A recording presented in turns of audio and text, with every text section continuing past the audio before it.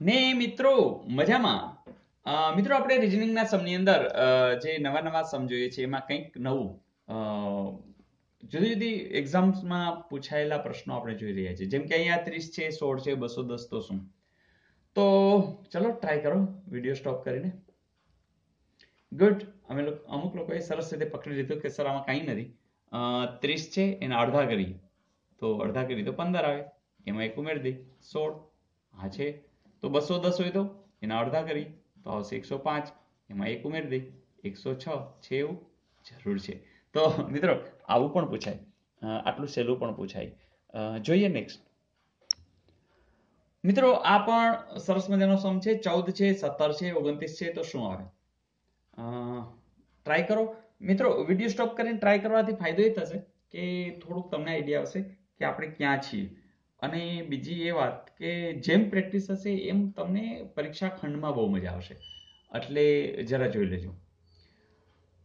Okay, તો તમે લોકો ટ્રાય કરી હશે. કોઈ કહેશે કે સર 14 ને 3 17 તો 29 ને 3 32, તો એવું તો કઈ છે નહીં.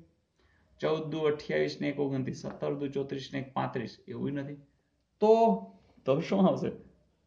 તો અમુક લોકોએ પકડી લીધું છે કે સર આ 14 નથી, 1 અને 4 છે. 1 અને 4 એટલે કે 1 નો વર્ગ 1 થાય, 4 નો વર્ગ 16 થાય અને એનો સરવાળો 17 થાય. તો એ જ રીતે 29 છે, 2 નો વર્ગ 4 થાય, 9 નો વર્ગ 81 થાય અને એ 85 થાય. તો 85 છે, જરૂર છે.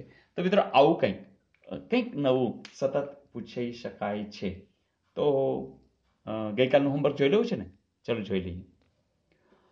તો મિત્રો અમુક લોકોએ તરત પકડી લીધું છે કે સર આ પૂર્ણ વર્ગની જ વાત છે અને સાવ સાચી વાત છે કે 16 નો વર્ગ કરો 256 થશે, 17 નો વર્ગ કરો 289 થશે, 18 નો વર્ગ કરો 324 થશે અને 19 નો વર્ગ કરો 361 થશે.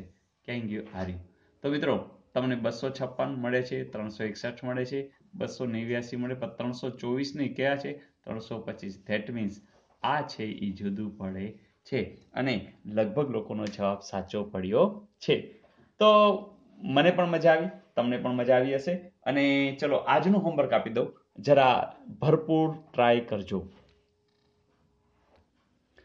તો આજના હોમવર્કમાં 5 છે, 129 છે, 6 છે અને તમારે ફાઇન્ડ આઉટ કરવાનું છે કે હવે શું આવે. તો ચલો આવડી તો જવાનું જ છે.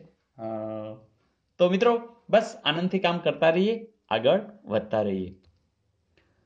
મિત્રો ખાસ એક વાત કરવાની છે કે ઘણા લોકો કોમેન્ટ્સમાં પણ લખતા હોય છે કે સર તલાટીના વિડીયો, પણ એકચ્યુઅલી મિત્રો એવું છે કે કોઈ એવા કેટેગરી આમ જોઈએ ને તો ખાસ છે નહીં. તમે લોકો જોશો ને પેપર જૂના તો તમને સમજાઈ જશે કે મોસ્ટ ઓફ કવરેજ આ બધું થઈ જશે.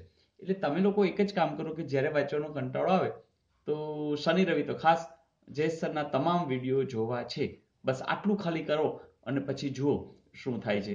તો મને આશા છે કે તમને બહુ ફાયદો થશે અને થશે. કેટલા બધા લોકોને ફાયદો થયો છે અને એ લોકો કોમેન્ટ્સમાં લખે છે ત્યાં આપણને ખ્યાલ આવે જ છે કે ભાઈ આપણે જે આ કામ કરી રહ્યા છીએ, આપણે એનડીસી પરિવારમાં બધા એકબીજાને હેલ્પ કરી રહ્યા છે. એ હેલ્પનો ફાયદો કોઈ ને કોઈ છેવાડાના મિત્રોને મળી રહ્યો છે. તો મિત્રો બસ આનંદથી કામ કરતા રહીએ, આગળ વધતા રહીએ અને બધાને જોડતા રહીએ. તો મિત્રો નવી તૈયારી સાથે મળીએ આવતીકાલે. આવજો.